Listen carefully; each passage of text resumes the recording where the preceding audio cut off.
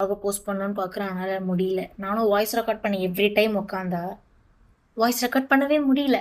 யாருனா நம்புவாங்களா? ஏன்னா நான் வச்சிருக்க அந்த 2 குட்டீஸும் நான் ரெக்கார்ட் பண்ணும்போது தான் ஒண்ணு அழறது, கத்துறது, எதனா ஒரு சேட்டப் பண்ணி என்ன அதுலேருந்து அப்படியே டைவர்ட் பண்ணிடுறாங்க.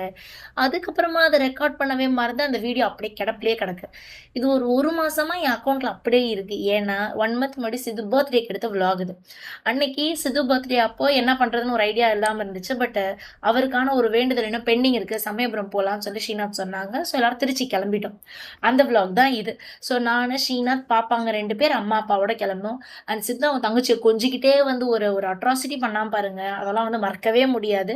ஆனா அவன் வந்து ஒண்ணும் அடிக்கிற குழந்தலாம் கிடையாது. ரொம்ப பாசமான ஒரு அண்ணன். அந்த ரோல பத்தி நம்ம அப்புறமா பேசலாம். இப்ப நம்ம போயிட்டு இருக்கிறது அஸ்வின் ஸ்வீட்ஸ்.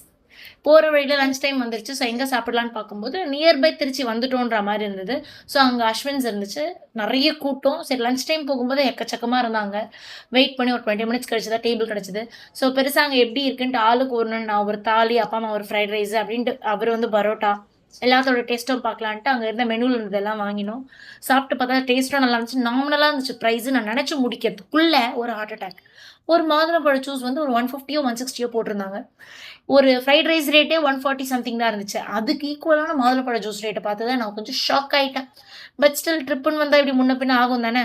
அதெல்லாம் கண்டுக்காம சித்துவோட அங்க விளையாடிட்டு, அப்படியே நாங்க திருச்சிக்கு திரும்ப ஸ்டார்ட் பண்ணோம். போன வழியில ஒரு கிராமம் இருந்துச்சு. அங்க தான் இந்த கண்கொள்ளா காட்சிய நான் பார்த்தேன். ஒரு டாகு ஒரு மாடுக்கு வழிகாட்டி கொண்டு போய் ஓனர் வீட்ல சேர்க்குது. எங்க மம்மி தான் இது வந்து ஒரு அரிய விதமான காட்சி. இத நீ வீடியோ ரெக்கார்ட் பண்ணி போட்டே ஆகணும்னு சொன்னாங்க.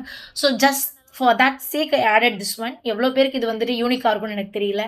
அண்ட் அப்படியே போற வழியில ரோடு ரொம்ப காமிங்கா ஃபுல்லா அக்ரிகல்ச்சர் ஸ்பேஸா இருந்ததால, அங்கே ஒரு மினி ஃபோட்டோ ஷூட். சித்துவும் நானும் நின்னு கொஞ்சம் ஃபோட்டோஸ் எல்லாம் கிளிக் பண்ணிட்டு, அப்படியே திருச்சி கிளம்பியாச்சு.